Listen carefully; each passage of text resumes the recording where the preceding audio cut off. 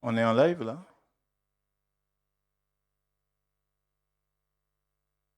Bon.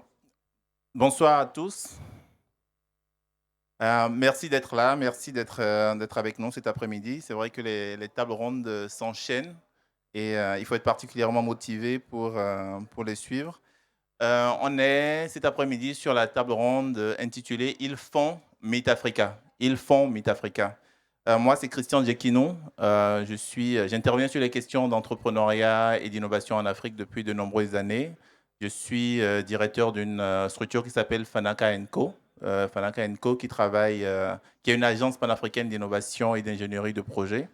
On travaille avec Expertise France, notamment sur Meet Africa, et c'est pour ça que je suis là cet après-midi pour modérer cette table ronde. Meet Africa, c'est un programme qui a pour objectif d'accompagner l'entrepreneuriat de la diaspora, d'accompagner des entrepreneurs dans leur dynamique entrepreneuriale entre l'Europe et l'Afrique. Et l'objectif aujourd'hui, l'objectif de cet après-midi, c'est de faire parler les acteurs, ceux qui font Meet Africa, ceux qui interviennent dans Meet Africa. Donc, on aura avec nous un certain nombre d'acteurs qui vont se présenter tout à l'heure et qui vont vous dire ce qu'ils font et surtout vous dire comment est-ce qu'ils interviennent sur Meet Africa ou comment est-ce qu'ils bénéficient de, de Meet Africa. Je vais tout de suite commencer. On va démarrer avec Duplessis, qui est à ma droite. Duplessis, qui est fondateur d'une startup qui s'appelle Studeli et qui a bénéficié de Meet Africa 1. Donc, Meet Africa, on est sur la deuxième édition. Donc, Duplessis a bénéficié de Meet Africa 1. Donc, Duplessis, dis-nous, toi qui as bénéficié de Meet Africa 1, qu'est-ce que Meet Africa 1 t'a apporté et comment est-ce que Meet Africa 1 t'a permis d'être aujourd'hui là où tu en es en tant qu'entrepreneur? Merci, Christian. Avant de commencer, je voulais déjà me présenter. Duplex Camgan, je suis le CEO et le co-founder de Studeli. Studeli, en termes brefs, c'est une société financière dédiée aux étudiants en mobilité internationale. En gros, nous, on se permet à tout étudiant, quel que soit leur pays dans le monde, de pouvoir obtenir l'ensemble des éléments, des informations et également des documents dont ils ont besoin pour pouvoir obtenir leur visa et même après leur arrivée dans le pays d'accueil. Nous, on sert les étudiants venant en France et aussi en Allemagne, donc en gros l'Europe. Et Studeli, justement, a été créé depuis 5 ans. Et à notre création, en fait, on a eu justement cette chance-là de bénéficier du Meet Africa 1. C'était le premier programme. Ce que ça nous a apporté concrètement, ça nous a permis de, de travailler avec des organismes importants qui comptent, notamment notre organisme d'accompagnement qui est Campus France, qui était très directement lié à notre activité. Ça, c'était un point. Le deuxième point, c'était une bourse, du moins une subvention qu'on a pu obtenir, mais une subvention sous forme d'accompagnement de la part du Meet Africa. Et le troisième point, c'est qu'on a pu aussi voir d'autres entrepreneurs qui avaient les mêmes idées au départ que nous et cheminer ensemble pour pouvoir produire la société qui est aujourd'hui Studeli. Ben, on voit bien que Meet Africa vous a beaucoup aidé apparemment. Quand vous êtes rentré dans Meet Africa 1, vous en étiez où en termes de nombre de clients et aujourd'hui, vous en êtes où? Lorsque je suis entré dans Meet Africa, j'étais à la base donc j'étais à mes tout débuts en 2017 à 10 clients. Aujourd'hui, on a plus de 10 000. Bon, c'est lié à notre activité qui est Ça purement mérite des applaudissements, hein. c'est du B2C. Ouais. Et on avait peut-être 2 partenaires. Aujourd'hui, on a plus de 25 partenaires. On avait un seul pays qui était la France. Et aujourd'hui, on a l'Allemagne, très bientôt dans d'autres pays européens. Super. Et enfin, est-ce que malgré la qualité de cet accompagnement, il y a eu des limites finalement? Est-ce qu'il y a des choses que vous auriez souhaité avoir dans MetaAfrica 1 que vous n'avez pas eu? Actuellement, là, je vais parler des choses qui fâchent, Christian. Non, mais bref, effectivement, comme tout programme, hein, c'est pas parfait. C'était pas parfait, j'espère. J'ai pas vu la nouvelle édition, mais nous, on a eu, et j'ai eu à le signifier aux organisateurs du Meet Africa. Ce que j'avais compris au départ hein, du Meet Africa, je croyais que c'était vraiment un accompagnement de la phase de démarrage, de l'idée au projet et même au développement du projet. Mais ce que j'ai constaté lors du Meet Africa, c'était beaucoup plus des entrepreneurs qui avaient eu une idée, qui n'avaient même pas encore créé l'entreprise, et après était un peu lâché dans la nature, était plus ou moins accompagné et, et je trouvais, en tout cas au niveau de l'accompagnement, il manquait un peu de personnes en tant que partenaires du Meet Africa qui ont été entrepreneurs avant. Parce que il y a une adage qui dit seuls aussi les entrepreneurs peuvent aider les autres entrepreneurs et qui ont ce mindset-là. Donc, c'est que j'ai trouvé qui manquait. Et la deuxième chose, il n'y a pas véritablement d'évaluation à la fin parce que je n'ai pas peut-être aujourd'hui une statistique pour savoir combien de personnes sont rentrées avec l'idée et ont créé une entreprise. Peut-être c'est moi qui n'ai pas l'information, mais c'est des petits éléments que je trouve qui peuvent être améliorés dans le cadre du Meet Africa 2. On a la responsable de Meet Africa 2 avec nous, Abiba Adi. Très rapidement, Abiba, est-ce que tu peux nous dire justement quelle est la différence ou qu'est-ce qui a évolué entre le moment où Duplex a bénéficié de Meet Africa 1 et la nouvelle édition du programme de Meet Africa 2 aujourd'hui? Qu'est-ce qui a évolué? Ouais, alors merci Duplex d'être présent et de témoigner, parce que ça fait plaisir aussi de voir ce que sont devenus nos anciens lauréats, parce que on compte aussi sur vous pour non seulement donner l'exemple, mais également potentiellement mentorer les lauréats actuels. Alors en fait, suite à Meet Africa 1, on a fait un diagnostic justement sur les besoins des entrepreneurs et notamment des retours des lauréats, des alumni actuellement, et qui ont fait ressortir 3 besoins principaux. Un, c'est le besoin d'information et d'orientation. 2, c'est un besoin de simplification du parcours d'accompagnement et davantage impliquer des acteurs d'accompagnement, donc des incubateurs. Et 3, un besoin de financement d'amorçage. Et aujourd'hui, Meet Africa 2 c'est une édition avec beaucoup plus d'ambition. On avait un projet d'1 an et demi avec un budget d'1,7 million. Aujourd'hui, c'est un programme de 3 ans avec un budget de 8,5 millions d'euros, et avec 2 objectifs principaux. Un, l'accompagnement sur les 2 continents des entrepreneurs de la diaspora par des incubateurs, des accélérateurs, des structures d'accompagnement spécialisées sur l'entrepreneuriat de la diaspora ici et dans chaque pays d'implantation. Également, un fonds d'amorçage qui va permettre de venir appuyer les fonds propres des entrepreneurs de la diaspora en subvention directement. Et 3, apporter du réseau. Et là, c'est une composante dont tu t'occupes, Christian, n'est-ce pas, qui est le renforcement des capacités de l'écosystème entrepreneurial, notamment la création d'un hub digital et physique de mise en réseau des acteurs d'appui avec les entrepreneurs de la diaspora, qui va permettre de recenser l'ensemble des dispositifs et les opérateurs d'accompagnement entre l'Europe et l'Afrique, et également renforcer l'écosystème entrepreneurial pour mieux accompagner les entrepreneurs, les monter en compétences, les faire travailler ensemble, les mettre en réseau, etc. etc. Donc, et on continue aujourd'hui d'être à l'écoute des entrepreneurs de la diaspora, notamment des lauréats. On a passé une journée hier en atelier avec eux pour les écouter justement sur, parce que ça évolue entre 2017 et 2021, pour les écouter sur de quoi est-ce qu'un entrepreneur de la diaspora a besoin aujourd'hui, notamment la connaissance des dispositifs de facilitation fiscale, la prise de contact avec des partenaires institutionnels, etc. Et ça, c'est encore une nouveauté dans Meet Africa 2, c'est justement de mettre en place dans chaque pays d'implantation des partenariats institutionnels et des partenariats techniques qui vont permettre justement de créer cet écosystème et ce réseau qui travaillent ensemble pour, in fine, mieux accompagner les entrepreneurs de la diaspora. Merci beaucoup, Abiba. Je pense qu'on a Nina qui est avec nous et qui est lauréate de Meet Africa 2, donc qui bénéficie Oui. déjà de ce que Meet Africa 2 est en train de mettre en place. Donc, Nina, est-ce que vous pouvez nous parler un peu de votre projet et surtout de quoi vous bénéficiez aujourd'hui? Comment est-ce que Meet Africa 2 a commencé à vous accompagner? Oui, bonjour. Moi, je suis Ngueta Nina Sandrine. Mon projet, c'est l'atelier Blayo, qui est une structure, on va dire, d'accompagnement. Ce n'est pas une structure d'accompagnement, mais on va dire c'est une structure de conception, de création et de production pour les créateurs, qui les accompagne sur leur thématique de production en série sur la maroquinerie, les sacs, les ceintures, etc. Et puis, qui les permet aussi d'avoir, j'ai envie de dire, pour ceux qui n'en ont pas en tout cas, d'avoir la possibilité de distribuer leurs produits en dehors de l'Afrique de l'Ouest. Parce que c'est en Côte d'Ivoire essentiellement et dans toute l'Afrique de l'Ouest et pour la diaspora également. Donc, c'est un peu à terme, en fait, dans le projet, pour l'instant, il y a la partie pratique, je veux dire, de structure tout à fait classique d'accompagnement de production en série.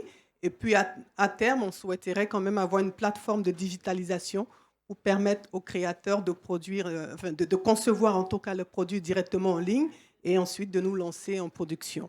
Donc, ça, c'est à peu près le projet que je porte actuellement qui existe déjà, qui crée déjà, j'ai déjà créé des emplois, etc.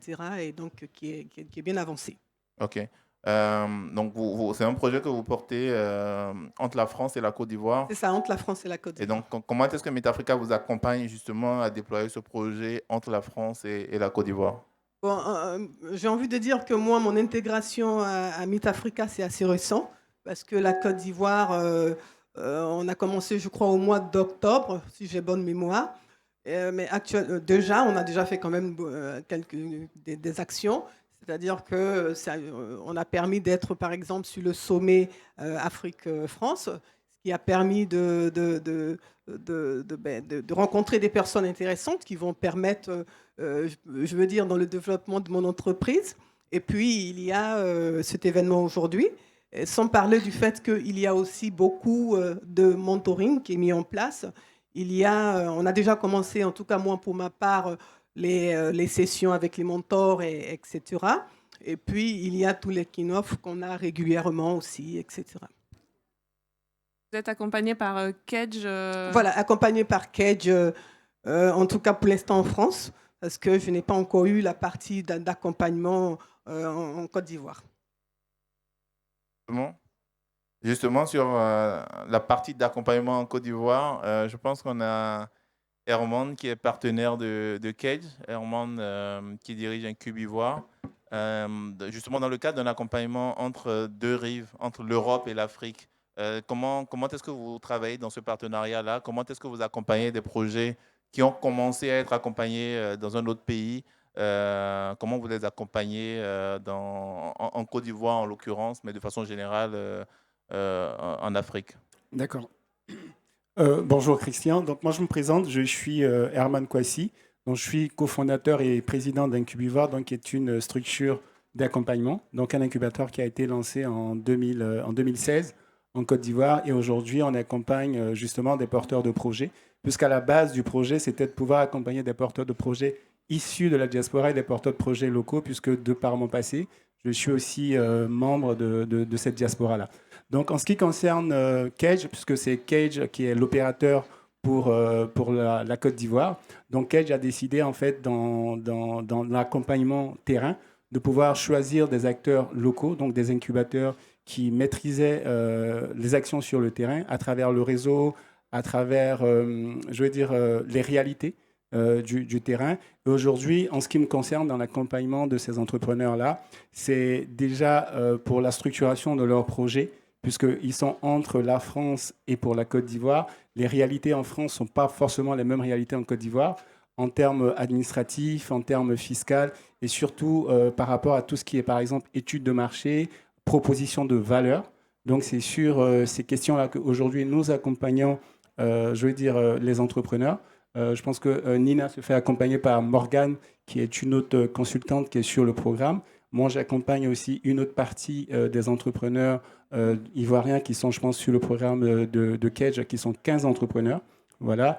Et notre accompagnement, on va dire qu'en même temps qu'on est coach, on est mentor pour ces entrepreneurs-là, parce que c'est aussi de leur partager notre savoir terrain, notre expérience, et puis surtout faciliter des mises en relation avec des acteurs qui sont soit des institutionnels ou même des professionnels qui connaissent le terrain et qui peuvent permettre aux entrepreneurs de Meet Africa de gagner du temps, parce que c'est aussi ça, la réalité, donc gagner du temps, et puis aussi bénéficier du savoir-faire en tant qu'entrepreneur qu'on a pu avoir. Très rapidement, quelle est la différence majeure hein, quand vous recevez un entrepreneur de la diaspora, quelle est la différence majeure dans ce que vous lui apportez comme accompagnement quand on le compare à un entrepreneur local? À quoi vous faites attention principalement, très rapidement? Oui, à quoi est-ce qu'on fait attention? Il faut savoir déjà qu'en termes d'acclimatation, je veux dire qu'un entrepreneur de la diaspora n'a pas forcément les mêmes attentes qu'un entrepreneur local. Moi, je l'ai vécu lorsque je m'installais justement en Côte d'Ivoire. On n'a pas forcément les mêmes attentes par rapport aux a priori, parce que quand on vient de la diaspora, on a beaucoup d'a priori, surtout lorsque vous partez en fait sur des sujets administratifs. Souvent, pour faire juste un seul papier, vous pouvez passer une semaine, ce qui n'est pas le cas en France. Donc, il y a déjà ça, en fait, parler de cette réalité-là qu'on a. Et puis surtout, il faut être très pragmatique avec des porteurs de projets de la diaspora. Ok, donc acclimatation. On a aussi la chance d'avoir avec nous Zineb de Maroc Entrepreneur qui accompagne à partir de la France mais vers le Maroc. Donc l'accompagnement se fait en France mais en direction du Maroc. Comment est-ce qu'on accompagne des projets qui vont se déployer au Maroc sur nos territoires? Alors, bonjour d'abord. Merci beaucoup pour l'invitation. C'est un grand plaisir pour moi d'être parmi vous aujourd'hui. Euh, D'abord, je vais commencer par présenter un petit peu Maroc Entrepreneur. Maroc Entrepreneur est un réseau d'entrepreneurs marocains. C'est une organisation créée en 1999 à Paris. On est une organisation parisienne, mais qui a pour but de développer ou de participer au développement socio-économique du Maroc. Et cela aussi à travers l'accompagnement des différents porteurs de projets, des personnes de la diaspora, mais pas que, toute personne désirant entreprendre au Maroc ou investir au Maroc. C'est vrai qu'on y travaille depuis l'Europe, mais notre cœur, il est au Maroc, mais aussi on a des partenaires locaux, notamment les institutions qui nous aident beaucoup et qui font le relais, on va dire, des entrepreneurs et des lauréats qui passent par notre programme. Cette année aussi, enfin la particularité aussi pourquoi je suis là, c'est on a collaboré cette année avec Meet Africa. Et c'est vrai que c'est un peu aussi dans la stratégie de développement de Maroc Entrepreneur, c'est aussi cette vision africaine et d'enlever les frontières, on va dire, terrestres et de permettre aussi plus d'échanges et de synergie entre les différentes organisations, entre les différentes organisations, les incubateurs qui existent, qui font déjà un très bon boulot sur place. Et ça, pour le but, en fait, c'est d'attirer plus d'investisseurs, de faciliter l'entrepreneuriat en Afrique. Mais pour le faire, est-ce que j'imagine, mais est-ce que vous avez plutôt des acteurs qui sont présents sur le terrain au Maroc? Comment vous collaborez avec ces acteurs-là? Parce que j'imagine que quand vous commencez à accompagner à partir de la France, vous avez une certaine connaissance du marché marocain que vous leur apportez ici. Tout à fait. Et après, comment ça se passe et comment ils intègrent aussi tout ce que vous leur dites? Il y a une expertise qui s'est développée et ça fait 22 ans que Maroc Entrepreneur existe. Il y a une expertise qui s'est développée, qui s'est créée. Il y a beaucoup du networking, il y a du réseau et c'est vrai qu'on est un réseau d'entrepreneurs. Et le monsieur, il a très bien dit tout à l'heure, il n'y a pas mieux qu'un entrepreneur pour aider un entrepreneur. Et c'est vrai que ça nous aide aussi. Le fait d'avoir un réseau solide d'entrepreneurs marocains ou des entreprises qui viennent de la diaspora en général, parce qu'on n'a pas que des Marocains qu'on accompagne, on a aussi des personnes du Sénégal, d'autres pays qu'on aide à s'implanter au Maroc. C'est vrai que ça nous aide beaucoup. On est beaucoup soutenu par les institutions marocaines, ce qui nous donne aussi une certaine crédibilité, notoriété et aussi un partenariat, on va dire, institutionnel qui nous accompagne depuis la création, notamment avec l'ambassade, avec les ministères des Affaires étrangères marocains. C'est un peu ça. Après, c'est vrai que localement, on n'est pas présent physiquement, mais on a des partenaires, notamment des incubateurs locaux avec qui on travaille si le lauréat il a besoin d'incubation. On s'adapte en fonction du besoin du lauréat. On est à l'écoute de nos entrepreneurs et on essaie de s'adapter en fonction du besoin. Ok, vous vous adaptez en fonction du besoin. MetaAfrica, c'est aussi un hub. Abiba a parlé tout à l'heure d'un hub. MetaAfrica a un partenariat avec Anima. Anima qui développe justement un hub. Et je pense que l'objectif, c'est de faciliter justement cet accompagnement-là entre l'Europe et l'Afrique. Moi, j'ai envie de dire, en tant qu'acteur de MetaAfrica, qu'est-ce que vous pouvez attendre d'une telle plateforme? Qu'est-ce que vous pouvez attendre de ce hub-là? Je ne sais pas si peut-être Duplex. Qu'est-ce que vous pouvez attendre d'une telle plateforme dont l'objectif sera peut-être de faciliter cet accompagnement entre l'Europe et l'Afrique? Bon, déjà, je ne connais pas encore tout le contenu en fait de la plateforme. Donc, si je maintiens juste à la mise en relation entre entrepreneurs, déjà, c'est une bonne chose. Ça permettra à ceux qui sont en Afrique de pouvoir avoir des relations, du moins ce travail avec ceux qui sont aussi en France, comme moi par exemple, ou d'autres entrepreneurs. Ça aide, ça permet aussi de donner les bonnes pratiques. Ça, c'est très, très important pour l'entrepreneuriat. Ce que je pourrais attendre aussi, c'est pas seulement ceux qui sont déjà entrepreneurs, même ceux qui veulent devenir entrepreneurs. Parce qu'on l'oublie souvent, mais en France, on a cette chance-là, ou en Europe, d'avoir plus facilement les financements que nos frères qui sont en Afrique actuellement. Et le monde de l'entrepreneuriat, de la start-up est beaucoup plus connu et les gens n'ont pas peur d'investir. Donc, on peut créer aussi derrière cette plateforme la mise en relation qui permettent à des personnes de trouver leur cofondateur. C'est des problématiques auxquelles j'étais confronté lorsque j'ai commencé. Grâce à LinkedIn, j'ai trouvé la plupart de mes cofondateurs, mais ça peut être une plateforme comme ça aussi, et entre Africains. Et moi, je trouve que c'est une très, très bonne initiative. Ce que je peux dire par rapport à cela. Mise en relation, je ne sais pas si Zineb, quelle Euh, attente vous oui, pouvez avoir? honnêtement, je pense que c'est une très belle initiative. C'est vrai que c'est un projet qui a été lancé depuis un petit moment par Meet Africa. Et c'est vrai que c'est intéressant d'avoir aussi, de mettre en place une synergie entre les différents incubateurs et aussi les partenaires de Meet Africa. C'est vrai que ça nous a permis, ce genre d'événement, de se rencontrer. Mais ça peut aussi être intéressant d'avoir, on va dire, une plateforme digitale qui nous permet aussi de mettre en relation les différents incubateurs. Euh, j'ai eu aussi l'occasion, pendant ce séjour, de rencontrer les différents lauréats des autres pays. Et ce qui est intéressant, c'est qu'ils souhaitent se développer, par exemple, au Maroc. Et il y en a des lauréats marocains, enfin, qui sont accompagnés par Maroc Entrepreneurs, qui souhaitent aussi se développer au Sénégal. Et je pense que ça peut aussi être le moyen d'échanger et de pouvoir aussi mettre en place un moyen d'accompagner les lauréats par la suite dans leur évolution et dans leur stratégie de développement. Donc ça peut aussi être intéressant. Je parle au nom des lauréats aujourd'hui, je ne sais pas ce que j'ai, mais en tout cas, ça peut aussi être intéressant. Pour les incubateurs aussi, ça permet d'échanger, de se rencontrer. Et, euh, et, euh, et c'est un beau projet. Ouais, super.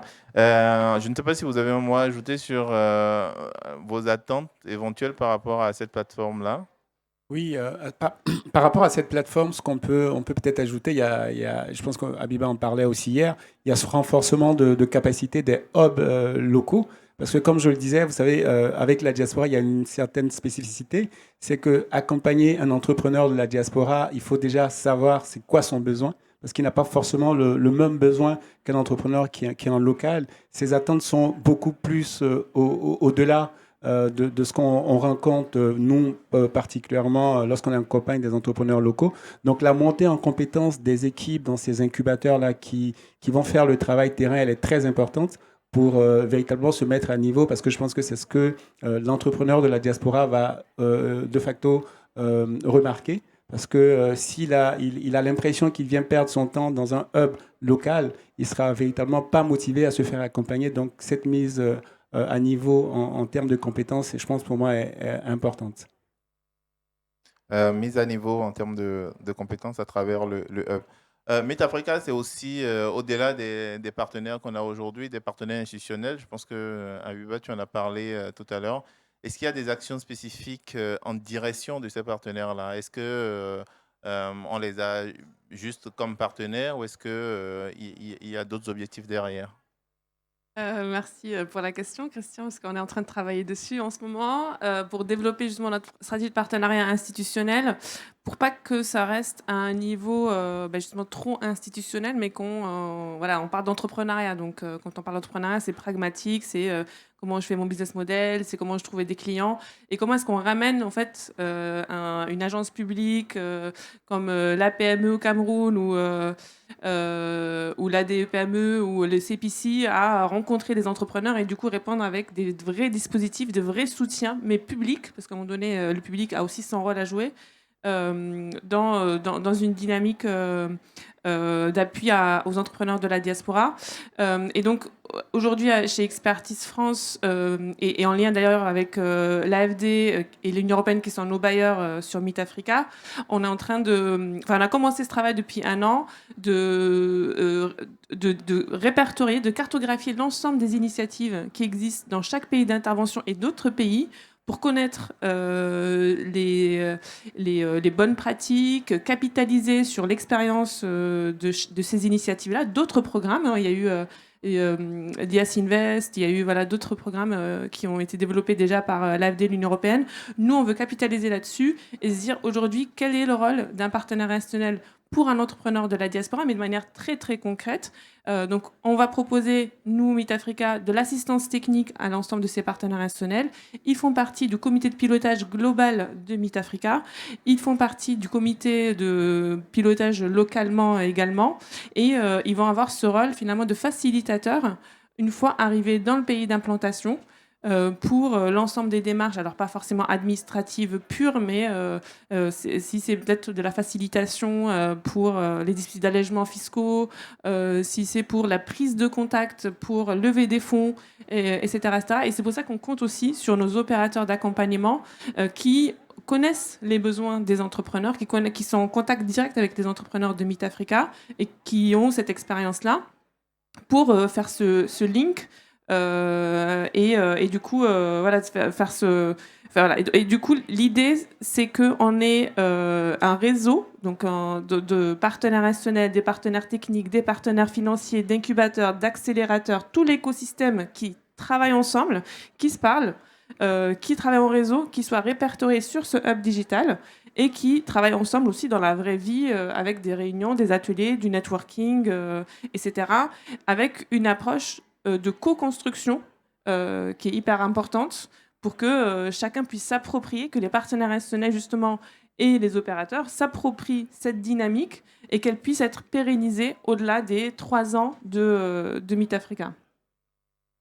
Pérennisation au-delà des 3 ans. Je pense que ça, c'est un mot important. Vous l'aurez compris, enfin, Meet Africa, c'est vraiment accompagner cette diaspora-là, parce qu'on est complètement conscient que la diaspora a un rôle majeur et important à jouer dans le développement économique du continent. On a des acteurs qui participent à cette dynamique-là, qui créent des entreprises, qui accompagnent des porteurs de projets, qui interviennent justement sur le renforcement de capacités de tous ces acteurs qui interviennent d'une manière ou d'une autre sur ces écosystèmes-là. Je crois qu'on est à la fin. Est-ce que vous avez un mot de fin, un plaidoyer à faire sur ce sujet de l'entrepreneuriat de la diaspora et de comment on accompagne cette dynamique-là? Qui veut prendre la parole, Duplex? Je me lance. Oui, c'est un sujet sur lequel je travaille aussi. Et moi, je suis très content parce que lorsque j'ai commencé en 2016, nous n'étions pas nombreux en fait à croire qu'on pouvait faire le pont parce qu'aujourd'hui, en 5 ans, l'une des choses qui me plaît le plus avec Studeli, c'est que je voyage beaucoup en Afrique et j'adore découvrir les autres pays, les opportunités. Et j'ai dit à mes amis en France, à toutes les personnes de la diaspora, n'hésitez pas à oser, ça pour renvoyer à la baseline de l'entreprise Studeli, osez votre avenir aussi en Afrique.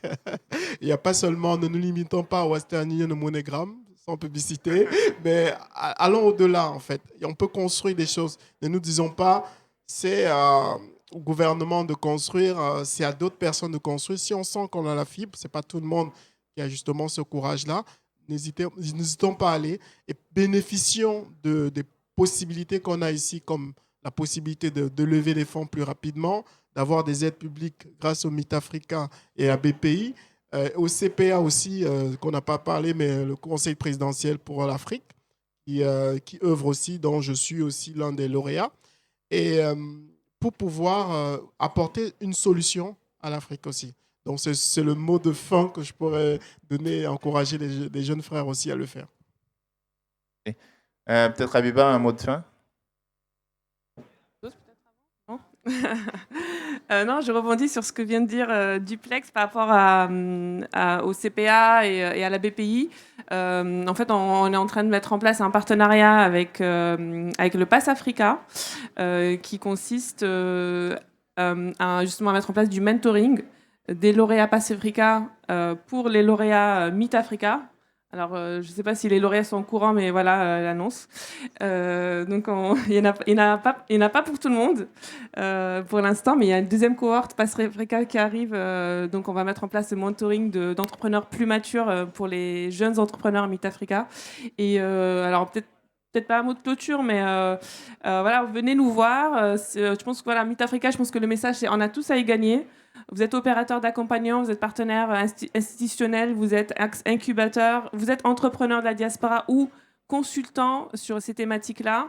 On recrute. On a prochainement notre prochain appel à candidature pour l'accompagnement. On va également lancer le dispositif de financement en début d'année prochaine.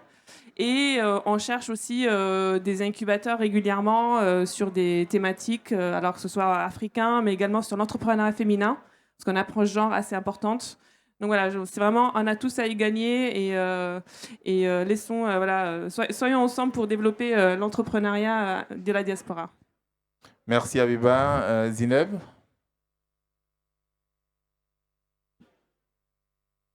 J'avais pas prévu un mot de clôture, mais il faut Il n'y a pas de improviser. clôture. Ouais. Je pense que c'est vraiment une très belle expérience MIT Africa. Nous, ça nous a permis, on était déjà en contact avec la diaspora et avec les entrepreneurs qui veulent se lancer au Maroc. Ce qui est enrichissant, c'est aussi le partage entre les lauréats. Ça, il faut le dire. Et c'est vraiment, c'était très enrichissant de voir en fait quand les lauréats du Maroc échangent avec les lauréats du Sénégal ou du Cameroun. En fait, ça permet aussi d'échanger des pistes, des souffrances aussi, parce que parfois, c'est pas évident aussi tous les jours d'être entrepreneur. Et je pense, je clôture ainsi. C'est un peu, ouais. Le partage, donc, les échanges. Merci beaucoup. Nina ou... Oui, bon, moi, de mon point de vue en tant qu'entrepreneur, je suis déjà contente de profiter de ce programme, d'avoir l'opportunité de faire des rencontres, parce que en tant qu'entrepreneur, ce qui est important au-delà du financement, c'est quand même de faire des rencontres extraordinaires. Et moi, dans le cadre de mon projet, j'ai fait des rencontres extraordinaires qui ont permis à mon projet de bondir, de passer à une autre étape. Donc, je profiterai en tout cas de mon année avec MIT Africa pour faire des rencontres et puis de voir comment ça va permettre de développer mon entreprise. Merci beaucoup, Nina. On espère que vous allez faire beaucoup plus de rencontres, en tout cas. Oui, Herman? Oui, pour moi, mon mot de fin, je dis peut-être que j'en aurai deux. Un à l'endroit des entrepreneurs de la diaspora, parce que quand on est un entrepreneur de la diaspora, très souvent, on a peur de se lancer, on a peur véritablement de laisser tous les acquis, très souvent qu'on a ici en France ou en Europe, et de partir à l'inconnu en Afrique. C'est effectivement, c'est pas donné. Mais ce que je peux dire, il faudrait oser tout abandonner, si je peux le dire ainsi, pour véritablement partir en Afrique, bâtir, même quand c'est difficile, même quand c'est compliqué, mais on arrive véritablement à créer quelque chose. Et lorsqu'on crée cette chose, c'est vraiment pérenne et ça change des vies sur le continent. Ça, c'est le mot que je peux peut-être dire à l'endroit des porteurs de projets. Et puis, à l'endroit, je pense, des institutions. Aujourd'hui, il faut chercher à capitaliser justement, comme il le disait, ces envois de fonds qui se font pour des fonds de subsistance, il faut chercher à les capitaliser parce que ça peut être véritablement des boosts pour nos entrepreneurs, pour effectivement développer de manière collective dans des territoires, dans des régions, voilà, des projets qui seront créateurs d'emplois et qui vont effectivement permettre justement à notre territoire de pouvoir se développer à travers ces fonds qu'envoient les personnes de la diaspora. Merci beaucoup, Herman. Christian, si je peux me permettre, Oui. juste parce que j'ai pensé à quelque chose aussi de la bienveillance. Parce que c'est très important, c'est très important en fait d'être bienveillant. Et c'est vrai qu'on le remarque à part le partage, le retour d'expérience, etc., des entrepreneurs des différents pays, mais aussi le côté bienveillant. Et ça, c'est très important. Merci, il y a beaucoup de mots-clés. Partage, bienveillance, il faut oser. Il faut oser. Je pense que ça, c'est vrai. Quand on est entrepreneur, il y a diaspora, le courage, c'est d'abord d'oser. Parce qu'il faut oser sortir de sa zone de confort. Il faut oser affronter des marchés qu'on connaît beaucoup moins. On a la chance d'avoir des acteurs qui le font. Et on commence aussi à avoir la chance d'avoir des institutions qui croient justement à ces dynamiques entrepreneuriales-là. Parce que c'est compliqué d'entreprendre entre deux territoires qui n'ont pas forcément des similarités. Donc, il faut oser et on a des partenaires bienveillants, on a des échanges à faire. Merci beaucoup, merci d'avoir assisté à cette table ronde-là et passé un très bel après-midi.